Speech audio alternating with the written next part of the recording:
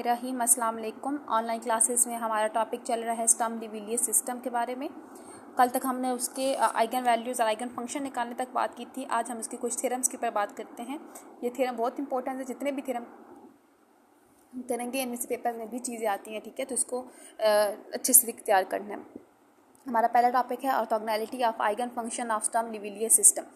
पहले डेफिनेशन कर लेते हैं कि ऑर्थोगोनैलिटी होती क्या है। जो दो फंक्शन ऑर्थोगोनल कहलाएंगे कब, ठीक है, कि अगर स्टर्म लिविलियस के पास दो फंक्शंस हैं तो दोनों ऑर्थोगोनल कब कहलाएंगे। और फिर इस थ्योरम की स्टेटमेंट की तरफ आते हैं। डेफिनेशन हमारे पास है the function phi of x and psi of x define over the close interval a b are set to be orthogonal with respect to the weight function डब्ल्यू ऑफ एक्स। कि आपके पास अगर दो फंक्शन हो phi of x और Sai of x, ये दोनों एक फंक्शन डब्ल्यू ऑफ एक्स के तहत ऑर्थोगोनल कहलाएंगे। कि अगर इंटीग्रल ए से बी बेसिकली क्या है, वो इंटरवल है ए से b phi of x psi of x डब्ल्यू of x D x equals to 0 हो तो ये आपके पास फाई ऑफ एक्स और साई ऑफ एक्स एक दूसरे के ऑर्थोगोनल कहलाते हैं। हमारा जो थ्योरम है उसकी स्टेटमेंट है, इफ़ दो स्टेटमेंट के साथ ये पेपर में आता है, ठीक है, तो दोनों आपने माइंड में रखना है। मोस्टली ऑर्थोगोनैलिटी के साथ आता है, स्टेटमेंट आपने खुद से याद करनी होती है। If um of x and un of x are the solution of regular SL system, कि अगर एक रेगुलर SL सिस्टम है उसका जो सोल्यूशन हो वो um of x और un of x हो corresponding to the eigen value lambda m और लैम्डा, मतलब लैम्डा m के साथ um of x सोल्यूशन हो और लैम्डा n आइगन वैल्यू के साथ un of x सोल्यूशन हो, और उसका जो ऑफ द पैरामीटर लैम्डा और लैम्डा अगर उसकी मेन आइगन वैल्यू हो, then um of x and un of x are orthogonal. कि अगर दो आपके पास आइगन वैल्यूज़ हों um of लैम्डा m और लैम्डा n, उनके क्रॉसपॉन्डिंग दो सोल्यूशन हो एस एल के um और un, तो um और un जो होंगे वो ऑटोमेटिकली एक दूसरे के ऑर्थोगोनल होंगे with respect to the weight function w of x, ठीक है। इसकी सेकंड स्टेटमेंट आती है show that the eigen function corresponding to the distinct eigen values of the regular S L system are orthogonal, ठीक है। तो हमने इस चीज़ के साथ इसको मोस्टली इस स्टेटमेंट के साथ ही पेपर में आता है या जस्ट ऊपर आता है orthogonality of regular S L system, तो आपने इसका खुद से करना है। अभी कभी कभी orthogonality of periodic S L system भी आ जाता है, तो वो आप लोग खुद करेंगे, ठीक है। आप उसको खुद करेंगे किस तरीके से। मैं orthogonality of regular SL system करा रही हूँ, तो मैं जो उसमें बाउंड्री कंडीशन यूज़ करूँगी वो रेगुलर की करूँगी। आपने सेम क्वेश्चन सेम थ्योरम आपने खुद तैयार करना है, क्योंकि पेपर में एक दफ़ा दो दफ़ा ये पीरियोडिक के साथ भी आया हुआ है, ठीक है। तो हर दफ़ा यूँ ही होता है कि रेगुलर के साथ मैं कराती हूँ, पीरियोडिक के साथ आप लोग खुद करेंगे। फ़र्क सिर्फ इतना आएगा कि जहाँ जहाँ मैं रेगुलर की बाउंड्री कंडीशन यूज़ करूँगी आप वहाँ पीरियोडिक की बाउंड्री कंडीशन को यूज़ कर लेंगे, ठीक हो गया। तो इसके स्टेटमेंट इसके प्रूफ की तरफ तो आपके पास है कंसिडर, इसका मैं डायरेक्ट प्रूफ लिख रही हूँ। Consider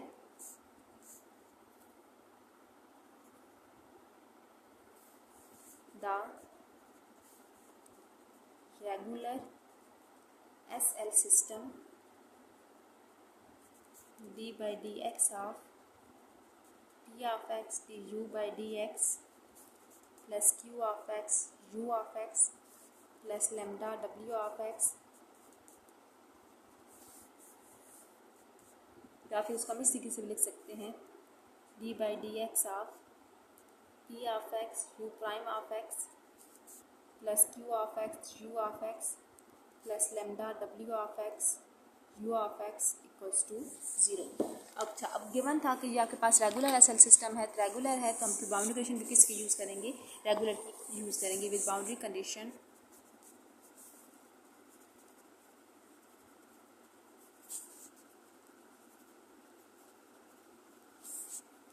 alpha 1 u of a plus alpha 2 u prime of a equals to 0, beta 1 u of b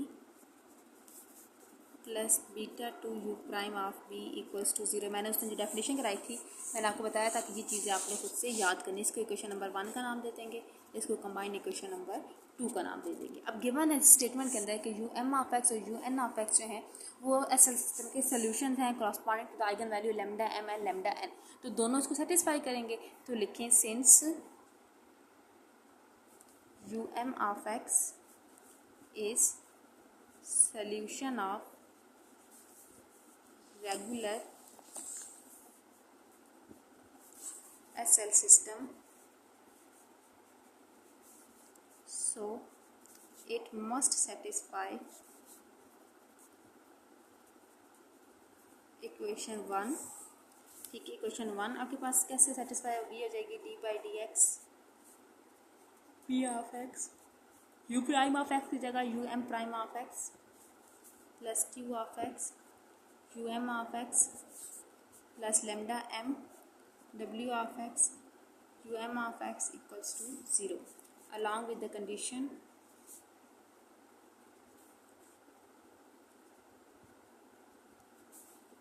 alpha 1 u of a था तो u m of a plus alpha 2 u m of prime of a equals to 0 beta 1 u m of b plus beta 2 u m prime of b equals to 0। इसको 4 का नाम दे दें, इसको 3 का नाम दे दें। सिमिलरली यू एम के लिए था तो यू एन तो भी तो इसका सोल्यूशन था, देखिए ठीक है। तो हमारे पास similarly U N of X is the solution of regular S L system, so it also must satisfy equation 1। तो इक्वेशन 1 क्या बन जाएगी, D by D X of P of x you N prime of x plus Q of x you N of x plus lambda N W of x you N of x equals to 0। ये question number 5। और along with the boundary condition alpha 1 you N of a plus alpha 2 u N prime of A equals to 0, beta 1 you N of b plus beta 2 u N prime of b equals to 0। ये question number 6 हो गया। अब question number 4 और 5 और 6 3 4 5 6 आपके पास equations हैं। कुछ ये वाली 3 है, ये इक्वेशन 3 ये है आपके पास यू एम के साथ, यू एन के की कंडीशन के साथ 4 है, यू एन की कंडीशन के साथ 5 है और फिर इसकी बाउंड्री कंडीशन 6 है। अब हमने क्या करना है, थोड़ा सा आपस में इनको सेम बनाना है। हमारा सारा टारगेट है यू, अच्छा अब अल्फ़ा फाई ऑफ एक्स और साई ऑफ एक्स जगह यू एन ऑफ एक्स और यू एम ऑफ एक्स है, तो हमने यू एन और यू एम को इकट्ठा एक जैसा बनाना है। तो उसके लिए हम क्या करते हैं, अब देखें यहाँ पे जो क्यू ऑफ एक्स है ना, इक्वेशन नंबर 3 में क्यू ऑफ एक्स है यू एम ऑफ एक्स है, इसके साथ यू एन ऑफ एक्स नहीं है, तो इसके साथ हम यू एन ऑफ एक्स को लेके आते हैं और इसमें यू एन है और यू एम नहीं है, तो इक्वेशन 3 को यू एम के एन के साथ और इक्वेशन 4 को यू एम के साथ मल्टीप्लाई, इक्वेशन नंबर 5 को हम इक्वेशन नंबर यू एम के साथ मल्टीप्लाई करके दोनों को आपस में सब्ट्रैक्ट कर देते हैं। तो हमारे पास बन जाएगा multiplying equation 3 with u n of x and equation 5 with u m of x and subtract the result।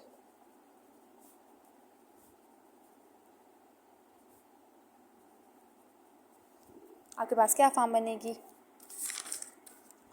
अच्छा वो बन जाएगी p of x u n u m prime of x whole prime d by D x, तो मैंने इसको whole prime लिखा था। अच्छा मैं इसको मल्टीप्लाई कर रही हूँ यू एन ऑफ एक्स, साथ था q of x you M of x, मैं यू एन ऑफ एक्स के साथ मल्टीप्लाई कर रही हूँ, साथ था lambda m u n m of x डब्ल्यू ऑफ एक्स ऑलरेडी था यू एन ऑफ एक्स के साथ मल्टीप्लाई किया है।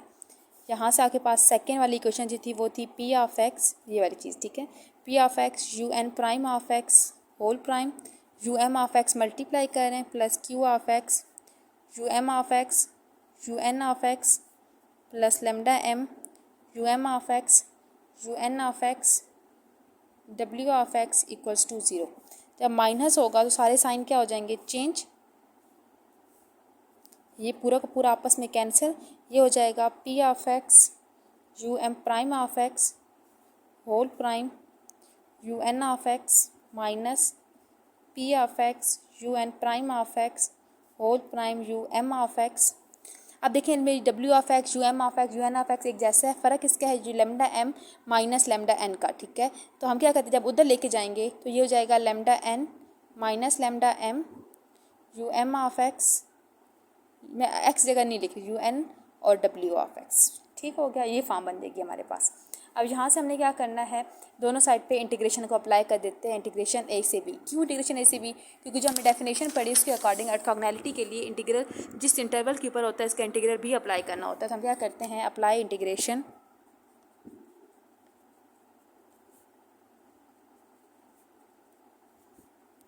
on both side over the limit a to b।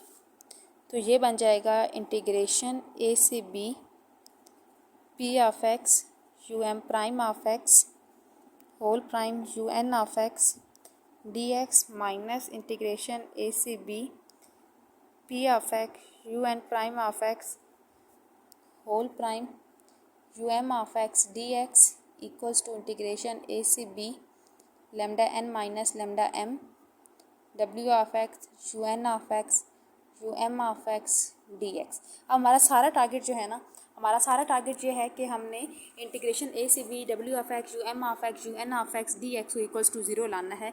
उसके लिए ज़रूरी है कि ये जो आपके पास लेफ्ट साइड है ये सारी की सारी क्या हो जाए, 0 हो जाए। इसको 0 बनाने के लिए हम क्या, ये आपके पास इसको पहला फंक्शन रखते हैं एज इट इज़, इसकी इंटीग्रेशन लूँगी तो डेरिवेटिव खत्म हो जाएगा और लिमिट माइनस इसका डेरिवेटिव इसकी इंटीग्रेशन, सिमिलरली इस पर भी, और ये वाली चीज़ के एज इट इज़ ही रखनी, इसमें कोई चेंज नहीं लाऊंगी। तो मेरे पास जो पूरी फॉर्म बनेगी वो बनेगी,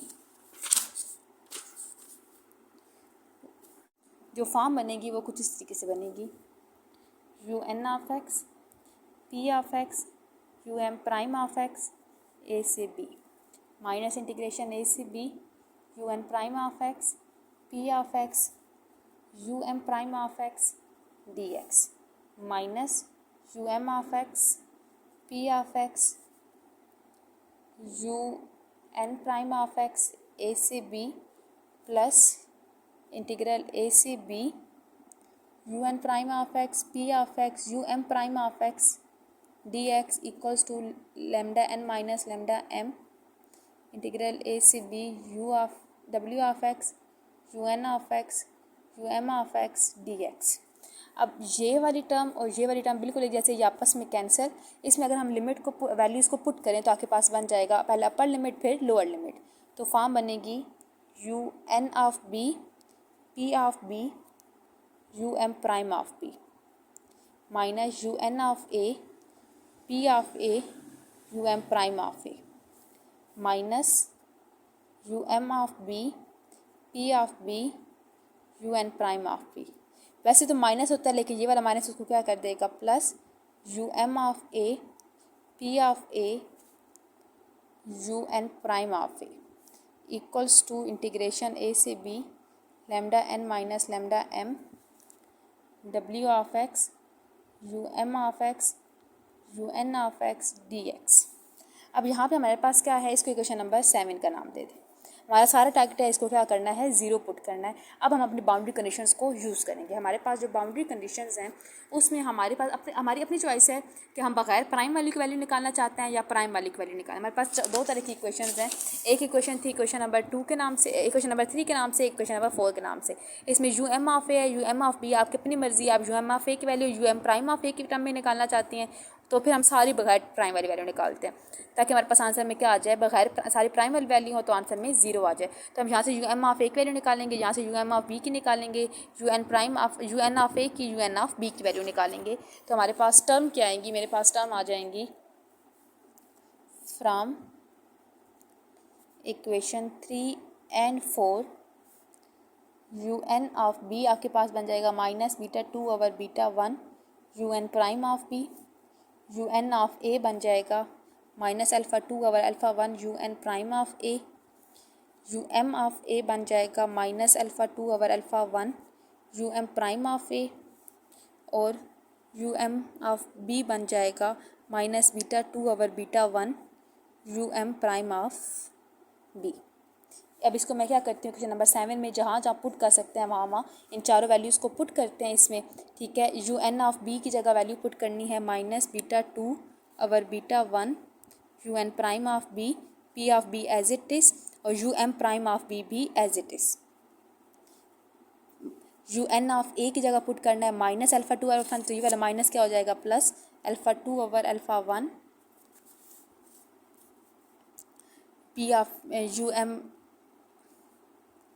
you N prime of A P of a as it is, u M prime of A B as it is, minus you M of b की जगह पुट करना है माइनस बीटा टू, तो वो प्लस हो जाएगा, ये हो जाएगा beta two over beta one, U M prime of B P of B as it is और U N prime of B as it is.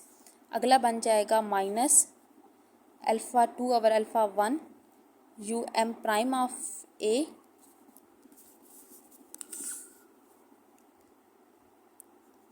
P of A B as it is और U N prime of A B as it is, और right side पे same चीज़ चलती रहेगी।